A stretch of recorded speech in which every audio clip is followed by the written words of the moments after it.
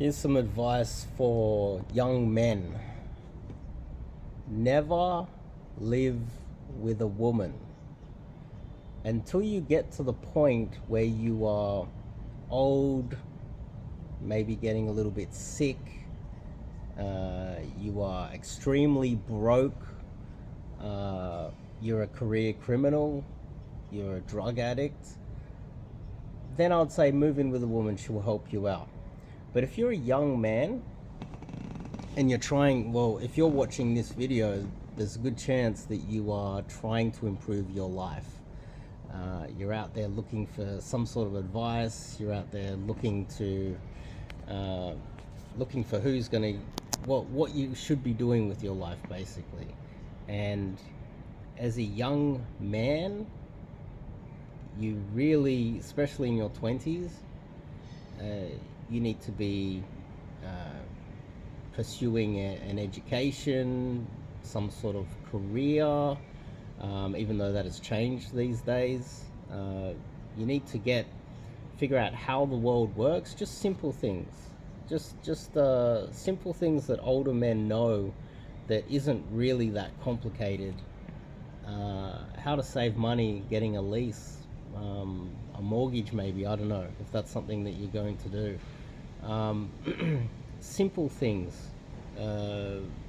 about living your life and saving money, building a career, building a business, getting a network of men around that are like-minded and want to improve their lives as well. If you're a man in your 20s and you were to get involved with a woman where maybe 6 months to 12 months into the relationship she starts talking about moving in with you, you're basically importing a child into your life. The moment she will move in with you, she will immediately feel like there's no competition, which means right now, if you're dating a girl in your 20s, you're young, probably fit, good looking maybe, you're in the prime of your life, and there's a slight fear that you're going to sleep with some other girl, or leave her for another girl. As soon as she moves in with you, she's got you, she owns you. It's and especially with the laws these days in the West, moving in with a girl is basically the same as marrying her. She instantly knows that she's got you legally. She's instantly knows that she's trapped you. You don't have the ability to cheat on her. You lose all your freedom. But on top of that, if she loses her job, you're now liable for her.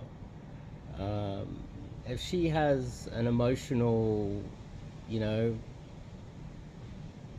outburst and starts breaking things in your house or apartment, you're now liable for it. This is a big reason why women misbehave, because there's no consequences to their actions. And by moving in with you, in almost an evil way, she's deliberately moving in to make you liable for all of her mental illness, all of her problems, trapping you, preventing you from seeing other women.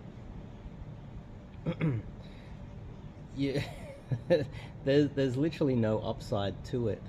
If you're a young man in your 20s, you should not be moving in, living with any women at all, and you should be very careful with, even after 6 months, some girls are going to be asking to move in with you. And especially if you are starting to get your life together, you're in the early stages, you just maybe completed your degree, you're 25, your career's just kicking off, for the first year of your life you've started making real money, you can now afford an apartment quite easy, You've got yourself a relatively hot girlfriend, probably the hottest girlfriend you've had in your life. 6 months in, 1 year in, she's suggesting that you guys get a cat or a dog. Next thing you know, she's asking if you guys, she's kind of hinting that you should move in together. She's effectively trying to trap you as a form of guarantor for all of her mistakes in life, especially in her 20s. And she might be the nicest girl ever, but that, in a way, is female behavior. They just expect shit for free, basically.